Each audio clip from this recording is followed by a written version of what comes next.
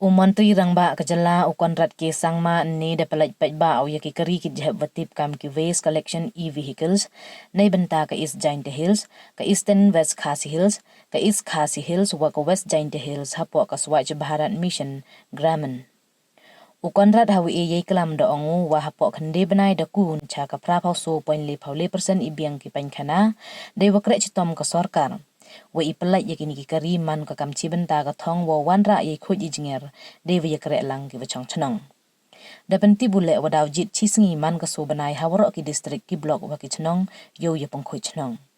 ne liang Menteri ka chnat PHE Marcos and Marak da khanau wa kini ki waste e-vehicles to ka thong ka sorkar yo panman ya ka mikhalia ka wa khoj wa suba we da ongu wa house nem 8000 arphauso arphausan waro chispa % gi chnong ubiang pankhana gi deiwabu chilak chpa hajar arspa so phautli ki pankhana hawaro ki manyung we na kini da bo bha 6000 sanspa san phaulitli chikwayo mentoi hapo ka PMAY uchna sanspa nyaw phautli ki community sanitary complex unit khat pratli ki vessel sludge management nei te ki govardhan unit wa ki plastic waste management unit hakalin ke jela kini ki kari wa pen mkam da ka boarding wa da Pynlait ne to ki wi ukit sanspa anru kg ki wi ulai chispa kilometer ijngai dei wadap ka battery wa yodap I battery chimpor so kanta u charge waro da arspa anyaw tali ki wa da ekti cha ki wa bon ki block ka Khasi wa Giant Hills district wa yakam kini ki jo daw ile Hagaro Hills. First and foremost, the government is working towards ensuring that we work on a saturation mode. And what does that mean? That means to be able to achieve 100% in everything that we do. For example, when the Jal Jeevan mission had started, we only had 0.75%, which is less than 1% houses with connected water tap connection. And in a matter of 3.5-4 years, that number has crossed 75%. And by the end of this financial year,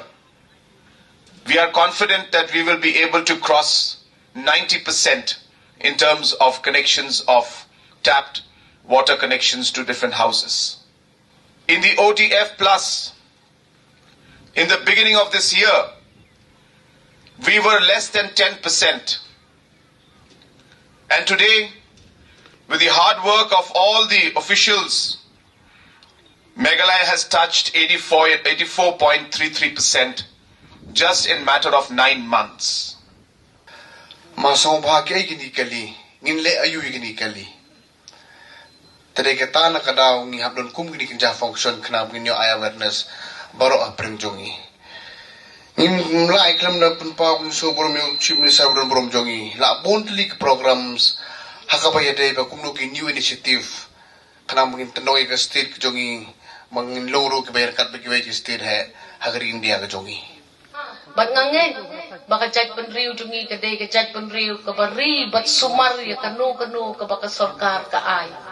kit bok kit wiang yipi baka ni ke sngi hapring ke ni ke madan ke itenat